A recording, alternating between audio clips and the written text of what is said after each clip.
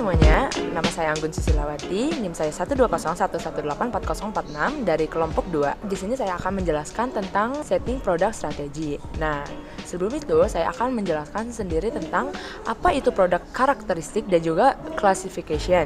Dalam merencanakan penawaran pasar, pemasar perlulah mengatasi 5 tingkat produk di mana setiap tingkat itu menambah nilai pelanggan lebih. Yang pertama pada tingkat pertama yaitu tingkat fundamental atau manfaat inti. Merupakan layanan atau manfaat pembeli membeli produk. Atau misal pada kafe ini bisa kita lihat biasanya kafe itu berfungsi adalah untuk kita nongkrong, minum kopi bersama teman-teman dan juga kumpul-kumpul. Nah, itu adalah tingkat fundamentalnya. Lalu yang pada tingkat kedua itu adalah pemasar haruslah mengubah manfaat inti tersebut menjadi produk dasar. Seperti kafe ini selain fungsi utamanya tadi itu adalah seperti dia menyediakan kursi, lalu ada meja, lalu gelas, dan lain-lain. Lalu pada tingkat ketiga itu adalah pemasar menyediakan produk yang diharapkan oleh pelanggan seperti kenyamanannya, kebersihannya, lalu view dari kafe ini sendiri, dan juga nilai-nilai tambah lainnya.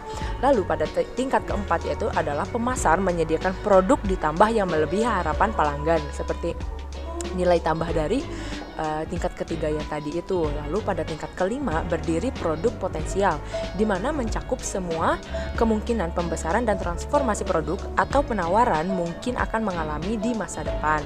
Nah, di sini perusahaan itu haruslah mencari cara baru untuk memuaskan pelanggan dan juga membedakan penawaran mereka. Selanjutnya saya akan menjelaskan klasifikasi produk, di mana terdiri dari durability dan juga tangibility. Terdapat barang yang tidak tahan lama, di mana barang tidak tahan lama ini berguna hanya untuk sekali penggunaan. Karena barang tersebut itu dibeli dan dikonsumsi, maka tersedia cukup banyak di lokasi yang bisa dijangkau oleh beberapa masyarakat, dan juga biaya dari untuk memasarkan produk tersebut itu juga tidak terlalu tinggi. Lalu selanjutnya ada barang tahan lama, di mana barang tahan lama ini adalah merupakan sebuah barang yang berwujud dan juga memiliki banyak kegunaan-kegunaannya seperti meja, kulkas, lalu lemari, TV, dan juga lain-lain. Nah, untuk memasarkan produk ini sendiri ini adalah biasanya memerlukan layanan dan juga penjualan pribadi. Lalu ada juga layanan tidak berwujud atau jasa, di mana merupakan produk tahan lama yang biasanya membutuhkan kontrol kualitas yang lebih, misal seperti nasihat hukum, lalu perbaikan alat, dan juga salon. Lalu selanjutnya setelah klasifikasi yang tadi barang, saya akan menjelaskan juga klasifikasi dari barang konsumen. Nah, dari barang konsumen ini terdapat beberapa ya, ada barang kenyamanan, barang belanja, barang khusus, dan juga barang undi cari. Nah, perbedaannya itu adalah pada barang kenyamanan yang pertama itu barang yang dikonsumsi sehari-hari seperti yang sudah saya paparkan sebelumnya, yang dapat dijangkau di beberapa swalayan. Lalu juga ada barang darurat. Nah, barang darurat yang dibeli ini seperti bisa kita ambil kasus hand sanitizer dan juga masker karena COVID-19 ya, demand-nya juga yang tinggi. Lalu selanjutnya ada barang belanja. Nah, barang belanja ini adalah mereka yang secara khas konsumen membandingkan pada basis seperti kesesuaian, kualitas, dan gaya. Nah, di sini bisa kita bedakan dengan belanja homogen dan juga belanja heterogen. Nah, belanja homogen ini biasanya mereka itu lebih mementingkan pada kualitas dibandingkan dengan harga. Nah, sebaliknya pada heterogen ini mereka lebih mementingkan pada harganya dibandingkan dengan kualitas. Lalu selanjutnya ini adalah barang khusus, di mana barang khusus ini memiliki nilai karakteristik unik sehingga pembeli itu bersedia untuk melakukan pembelian secara khusus meskipun dengan harga seberapapun. Misal seperti barang yang limited edition, mereka kan biasanya harus benar-benar mendapatkan barang tersebut meskipun dengan cara apapun, seperti sepatu kompas, itu sungguh menarik pelanggan.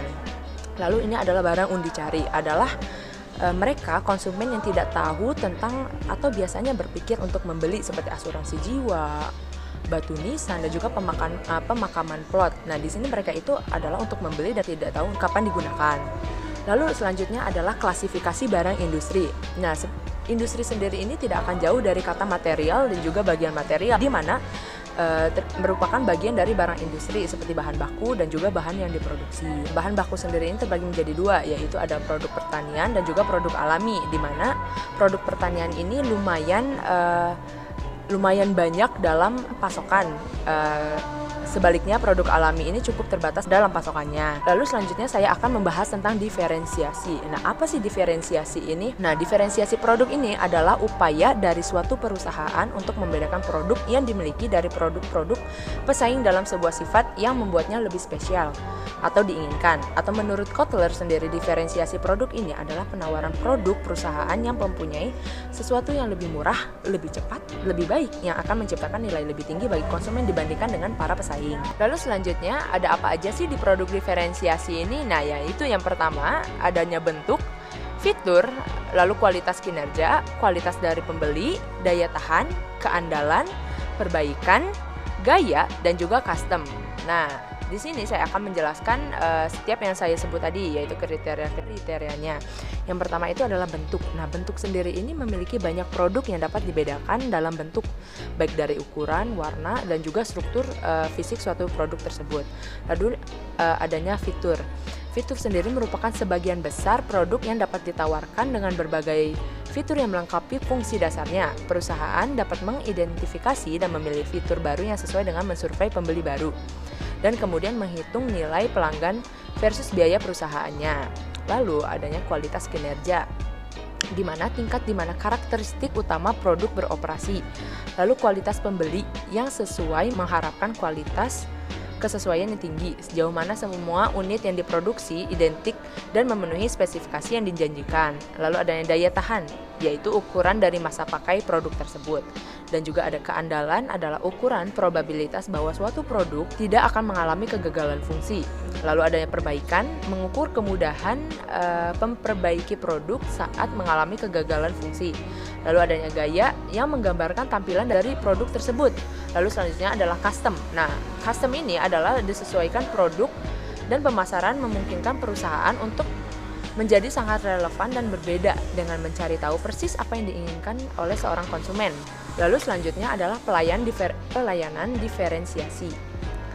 Nah, pelayanan diferensiasi ini adanya kemudahan memesan, pengiriman, instalasi, pelatihan pelanggan, konsultasi pelanggan, program pemeliharaan dan perbaikan, dan juga pengembalian produk. Nah, kemudahan memesan adalah menggambarkan betapa mudahnya bagi pelanggan untuk melakukan pemesanan dengan perusahaan. Seperti yang kita tahu sekarang itu ada berbagai aplikasi ya yang untuk memesan suatu produk.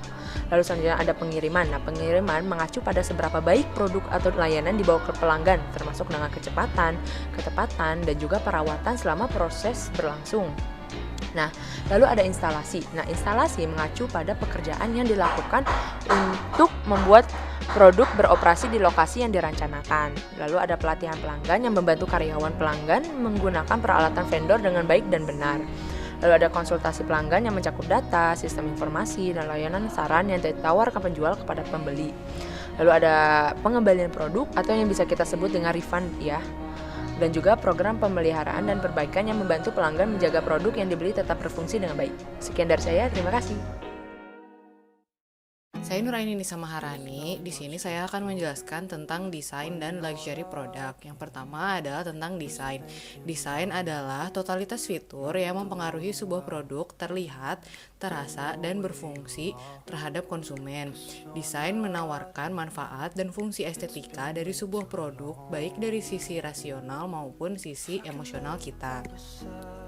Selanjutnya dalam desain juga terdapat beberapa poin. Poin yang pertama adalah design leaders. Sebagai pemasar holistik, mengenali kekuatan emosional desain dan tampilan dan rasa serta fungsi adalah hal yang sangat penting bagi konsumen.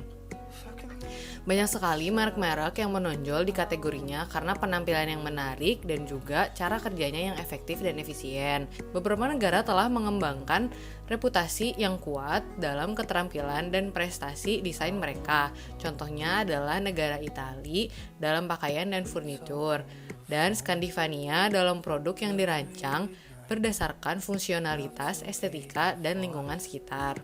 The International Design and Excellence Award atau biasa disingkat menjadi IDEA diberikan setiap tahunnya berdasarkan manfaat bagi pengguna, manfaat bagi klien atau bisnis, manfaat bagi masyarakat, tanggung jawab ekologis, estetika, dan daya tarik yang sesuai, dan pengujian kegunaan. Pada tahun 2013, Samsung Electronics memenangkan 10 penghargaan, 3M 4 penghargaan, dan Koei, Lenovo, LG Electronics, Nokia, Pearson Lloyd mendapatkan 3 masing-masing. 27 prestasi desain Samsung merupakan hasil dari kerja sama tim yang baik. Poin kedua adalah power of design. Dalam budaya yang berorientasi visual, mentransmisikan makna dan pemosisian merek melalui desain sangat penting. Estetika seringkali merupakan satu-satunya cara untuk membuat sebuah produk menjadi menonjol. Desain sangat penting untuk barang yang tahan lama seperti mobil. Desain dapat menggeserkan persepsi konsumen untuk menjadikan pengalaman marketing dari sebuah merek lebih bermanfaat. Lalu poin terakhir adalah approaches to design. Desain lebih dari sekedar kreativitas atau fase dalam menciptakan produk, layanan, atau aplikasi. Itu cara berpikir yang dapat mengubah seluruh perusahaan. Desain harus memenuhi semua aspek program pemasaran, jadi semua aspek desain harus bekerja sama. Bagi perusahaan, produk yang dirancang dengan baik akan mudah untuk dibuat dan distribusikan. Bagi pelanggan, itu menyenangkan untuk dilihat dan mudah untuk membuka, menginstal, menggunakan, memperbaiki, dan membuang. Perancang harus memenuhi semua tujuan dan diperhitungkan.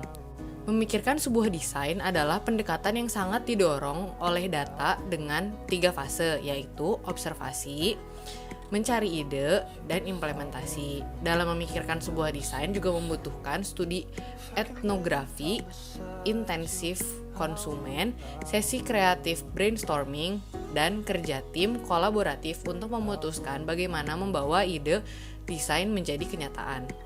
Selanjutnya saya akan membahas tentang luxury products. Dalam luxury products juga terdapat beberapa poin. Poin pertama adalah characterizing luxury brands. Merek mewah memiliki harga yang jauh lebih tinggi daripada barang biasa dalam kategorinya. Selama bertahun-tahun, merek mewah adalah tentang status sosial dan siapa pelanggannya. Seiring berjalannya waktu, kemewahan bagi banyak orang telah menjadi lebih tentang gaya dan substansi, menggunakan kesenangan pribadi dan ekspresi diri. Formula kemenangan bagi banyak orang adalah keahlian, warisan, keaslian, dan sejarah seringkali penting untuk membenarkan harga yang terkadang berlebihan. Poin selanjutnya adalah growing luxury brands. Membesarkan nama merek sebuah barang mewah adalah hal yang sangat sulit. Terlebih mereka menghindari memberikan diskon kepada produknya. Yang sudah berhasil membesarkan nama mereknya biasanya banyak kebal terhadap penurunan ekonomi. Banyak dari merek-merek mewah yang masih berkembang dalam beberapa tahun terakhir secara geografis. Contohnya adalah sekarang Cina telah menyusul Amerika menyatakan sebagai pasar barang mewah terbesar di dunia. Meskipun awalnya sangat logo-driven dan tertarik pada sinyal merek yang mencolok, konsumen barang mewah di Cina juga menjadi lebih sadar akan kualitas dan desain, seperti konsumen barang mewah di bagian lain dunia. Poin terakhir dalam luxury brands adalah marketing luxury brands. Pemasar barang mewah telah belajar bahwa kemewahan tidak dipandang dengan cara yang sama di seluruh dunia. Dalam pasca komunis Rusia, untuk sementara waktu seperti di Cina, semakin besar dan mencolok logo semakin baik. Namun pada akhirnya pemasar merek mewah harus ingat mereka sering menjual mimpi, berlabuh pada kualitas produk, status, dan prestise. Sama seperti pemasar dalam kategori yang lebih murah, mereka yang memandu kekayaan merek mewah beroperasi dalam lingkungan pemasaran yang terus berkembang. Globalisasi, teknologi baru, krisis keuangan, pergeseran konsumen budaya, dan kekuatan lain menuntut mereka untuk terampil dan mahir dalam pengawasan merek mereka untuk berhasil. Saya akan menyebutkan bagaimana cara untuk memasarkan barang mewah. Yang pertama ada mempertahankan citra premium untuk barang-barang mewah adalah hal yang sangat penting. Yang kedua, branding mewah biasanya mencakup penciptaan banyak asosiasi merek tidak berwujud dan citra aspirasional. Yang ketiga, semua aspek dari program pemasaran untuk merek-merek mewah harus diselaraskan untuk memastikan produk yang berkualitas tinggi, layanan dan pengalaman pembelian, dan konsumsi yang menyenangkan. Yang keempat, selain nama merek, elemen merek lain seperti logo, simbol, kemasan, papan nama menjadi pendorong penting bagi ekuitas merek untuk produk mewah. Yang kelima, asosiasi sekunder dari kepribadian, acara, negara, dan entitas terkait lainnya dapat meningkatkan ekuitas merek mewah juga. Yang keenam, merek-merek mewah harus dengan hati-hati mengendalikan distribusi melalui strategi saluran selektif. Yang ketujuh, merek-merek mewah harus menggunakan strategi penetapan harga premium dengan isyarat kualitas yang kuat dan sedikit diskon atau penurunan harga. Yang kedelapan, arsitektur merek untuk merek-merek mewah harus dikelola dengan hati-hati. Yang kesembilan, persaingan untuk merek-merek mewah harus didefinisikan secara luas karena sering berasal dari kategori lain. Yang terakhir adalah merek-merek mewah harus secara hukum melindungi semua merek dagang dan secara agresif memerangi pemalsuan. Saya Dinda Destiningrum. Di sini saya akan menjelaskan mengenai produk dan brand relationship. Pertama, kita mulai dengan yang namanya hierarki produk. Nah, hierarki produk adalah suatu produk yang terdiri dari kebutuhan dasar sampai dengan kebutuhan yang mendukung kebutuhan dasar itu sendiri. Contoh dari hierarki produk yaitu adalah pertama need family. Need family adalah kebutuhan inti suatu keluarga yang harus terpenuhi. Contohnya yaitu ada kebutuhan keamanan, kasih sayang, dan lain-lainnya. Terus selanjutnya ada yang namanya family product. Family product adalah semua kelas produk yang dapat memenuhi kebutuhan inti dengan efektivitas yang masuk akal. Contohnya pendapatan dan tabungan. Selanjutnya ada yang namanya product class. Product class sendiri adalah sekelompok produk dalam kelompok produk yang dikenal memiliki korelasi fungsional tertentu, seperti contohnya instrumen keuangan. Selanjutnya ada yang namanya produk line. Produk line adalah kelas produk yang saling memiliki keterkaitan antara satu dengan yang lain, memiliki fungsi yang sama, dijual kepada konsumen yang sama, cuma memiliki merek yang berbeda. Contohnya kayak kita menjual asuransi jiwa. Terus selanjutnya ada yang namanya produk type. Nah, produk type itu sendiri adalah sekelompok produk dalam lini produksi yang memiliki salah satu dari beberapa bentuk produk yang memiliki kemungkinan. Contohnya adalah asuransi jiwa berjangka panjang. Terus selanjutnya ada yang namanya item. Nah, item adalah sebuah unit berbeda dalam merek atau lini produk yang dibedakan berdasarkan ukuran, harga, penampilan, atau atribut lainnya. Contohnya ada asuransi jiwa berjangka terbarukan yang seperti contohnya prudensial. Selanjutnya yaitu ada produk sistem dan mix. Nah, produk sistem sendiri adalah sekelompok barang yang beragam namun terkait dan memiliki fungsi yang saling kompatibel, yaitu saling keterkaitan antara satu dengan yang lainnya. Contohnya kayak kita membeli iPod, kita pasti akan butuh earphone-nya. Terus kita beli HP, kita akan butuh chargernya dan lain-lainnya. Terus selanjutnya ada bauran atau mix product. Nah, mix product ini terdiri dari berbagai lini produksi. Misalnya produk komunikasi yang dibaur dengan produk komputer. Dan mix product ini sendiri juga memiliki lebar, panjang, serta kedalaman dan konsistensi tertentu.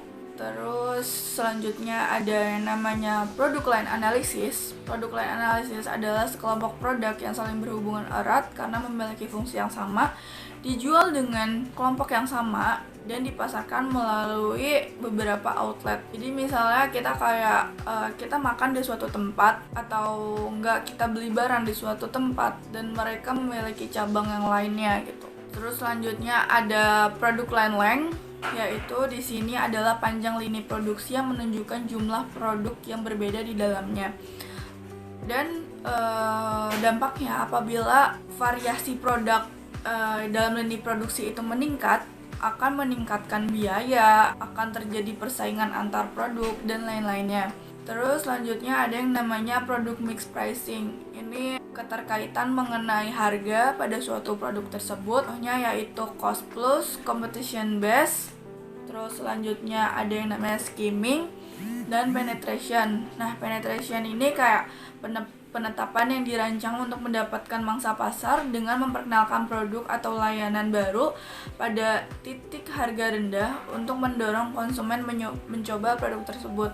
Nah, kita tuh nyoba dulu kepada konsumen. Apabila produk ini rendah, maka konsumen kan bakalan nyoba dan bakalan tahu gimana si produk itu sendiri gitu.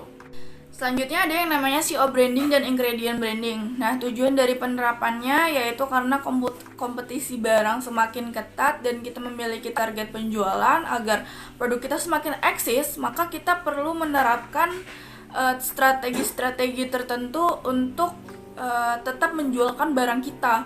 Keuntungan dari penerapan SEO branding dan ingredient branding itu sendiri adalah yang pertama, peningkatan ekuitas merek. Nah, dengan cara kita kolaborasi dengan merek yang sudah memiliki nama tinggi, kita tuh dapat memiliki keuntungan tentang brand equity yang kita miliki.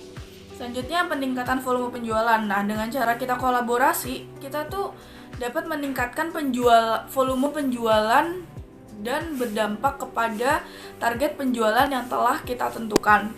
Selanjutnya ada peningkatan market share dan brand awareness. Nah, dengan cara kolaborasi, kita tuh memancing konsumen untuk mencoba produk kita karena kita memiliki suatu pembaharuan dalam produk kita ini, sehingga konsumen tuh kebanyakan ingin tahu sehingga meningkatkan market share dan brand awareness tersebut. Selanjutnya ada profitabilitas yang lebih tinggi. Nah, dengan cara kita kolaborasi, terus konsumen tertarik dengan barang yang kita beli, itu akan meningkatkan profit suatu perusahaan sehingga dapat meningkatkan target penjualan yang bisa jadi melampaui target yang sudah kita tentukan gitu. Halo, nama saya Sidiki Rizky Ferensyah dan di sini saya akan menjelaskan mengenai setting produk marketing, dan di sini saya akan menjelaskan pada masalah lingkungan atau environmental issues. Jadi sebenarnya environmental issues itu adalah suatu peran penting dalam strategi produk marketing. Jadi dalam desain dan manufaktur produk juga ini merupakan salah satu peran yang sangat penting, dan pada saat ini mengingat isu-isu lingkungan menjadi isu yang sangat penting untuk dibicarakan, maka dari itu banyak perusahaan pada saat ini yang sedang mempertimbangkan cara-cara untuk mengurangi konsekuensi-konsekuensi yang ada pada lingkungan itu sendiri. Dari konsekuensi-konsekuensi tersebut tentunya memunculkan dampak negatif bagi lingkungan. Dari pada saat melakukan bisnis, lalu ada beberapa cara untuk mengubah dari produk pembuatan produk mereka menjadi bahan-bahan masuk ke dalamnya. Kenapa sih masalah lingkungan atau environmental issues itu sangat diperhatikan di dalam setting produk strategi ini? Itu kenapa? Karena pada saat ini konsumen juga memperhatikan pada perusahaan-perusahaan yang mana perusahaan tersebut tidak memiliki kepedulian terhadap lingkungan.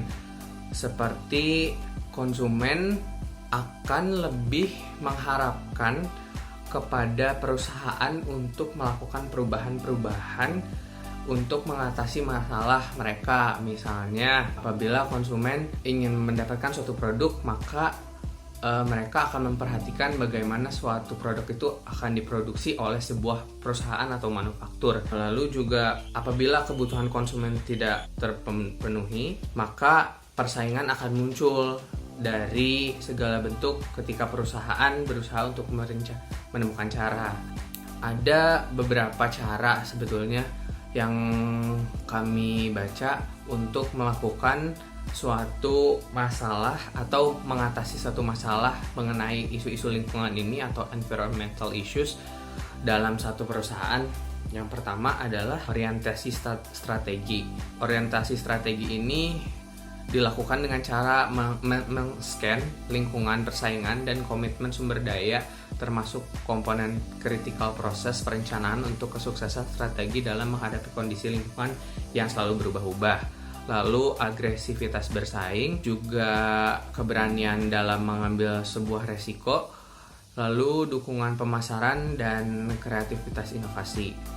Jadi environmental issues ini atau masalah-masalah lingkungan dalam setting produk strategi merupakan salah satu hal yang utama untuk saat ini karena memang isu-isu lingkungan pada saat ini sangat diperhatikan.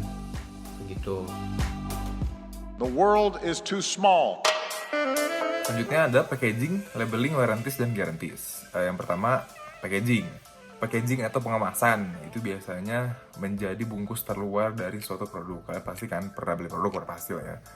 Misalkan kalian beli produk, pasti dikirimnya itu ada kardus luarnya, baru dalamnya ada produk itu sendiri. Atau mungkin packaging ini bisa terdiri dari beberapa lapis. Misalnya terluarnya itu misalnya kardus biasa, kardus yang coklat. Terus dalamnya baru packaging asli si brand ini, si produk ini. Entah itu bisa dalam bentuk kotak, dalam bentuk plastik, dalam bentuk mungkin bungkusan biasa, tergantung dari brand yang kita beli. Nah, pengemasan sendiri itu mencakup semua kegiatan merancang dan memproduksi wadah untuk suatu produk. Pengemasan ini penting karena ini adalah pertemuan pertama antara konsumen dengan produk itu sendiri. Jadi ibaratnya kayak yang pertama kali kita lihat tuh packagingnya dulu, baru kita lihat isinya. Oleh karena itu, packaging ini berfungsi sebagai iklan 5 detik untuk produk tersebut. Ini juga mempengaruhi kesan pertama dari konsumen itu terhadap si produk ini. Kesan pertama ini menurut kami penting karena dapat mempengaruhi si konsumen ketika menggunakan barangnya. Packaging itu wajib kita desain secara menarik karena balik lagi tadi merupakan first impression, kesan pertama dari konsumen terhadap produknya. Seperti itu. Beberapa faktor yang berkontribusi terhadap meningkatnya penggunaan kemasan sebagai alat pemasaran. Yang pertama adalah self-service. Yang kedua adalah consumer affluent. Yang ketiga adalah company and brand image. Yang keempat adalah innovation opportunity. Secara formal, pengemasan harus mencapai sejumlah tujuan. Yang pertama adalah mengidentifikasi merek. Jadi ada mereknya ya, masa packaging nggak ada mereknya. Yang kedua adalah sampaikan informasi deskriptif dan persuasif. Yang ketiga, memfasilitasi transportasi dan perlindungan produk. Yang keempat, membantu penyimpanan di rumah. Dan yang terakhir, bantuan konsumsi produk. Selanjutnya adalah label. Kalian tahu nggak sih, dalam setiap produk yang biasa kita beli itu pasti ada kayak labelnya gitu, yang biasanya gantung di produknya. Label ini biasanya merupakan bawaan dari produk itu sendiri. Label bisa membawa banyak informasi atau hanya sekedar nama produknya saja. Label itu memiliki beberapa fungsi yang mungkin isinya itu menggambarkan produk tersebut. Misalkan siapa yang membuatnya, gimana dan kapan, apa yang terkandung di dalamnya, bagaimana produk ini digunakan, atau bagaimana cara menggunakan produk ini dengan baik atau dengan aman. Label juga bisa berfungsi sebagai media promosi suatu brand dengan desain yang menarik. Biasanya label ini juga bisa membedakan antara mana barang yang asli atau mana barang yang palsu. Kalian kan pasti suka tahu tuh, kayak ada brand baju atau brand hoodie yang biasanya susah didapat, akhirnya orang membuat versi KW-nya atau versi yang tidak original. Nah, itu biasanya salah satu yang buat ngebedainnya itu adalah di labelnya itu. Label dalam setiap brand itu perlu diperbaharui atau dirancang ulang. Kan nggak mungkin kan merek yang dari dulu udah ada sampai sekarang labelnya masih sama. Pasti mereka melakukan desain ulang, melakukan perbaruan, entah itu dari fontnya, entah itu dari desainnya, entah itu dari mungkin kontennya, isinya, sehingga mereka bisa mengikuti perubahan zaman ini dari yang dulu trennya seperti apa hingga sekarang trennya seperti apa. Salah satunya contoh itu pada sabun Ivory. Mereka tuh sudah mengganti label sekitar 18 kali sejak tahun 1890-an dengan perubahan ukuran dan desain huruf secara bertahap.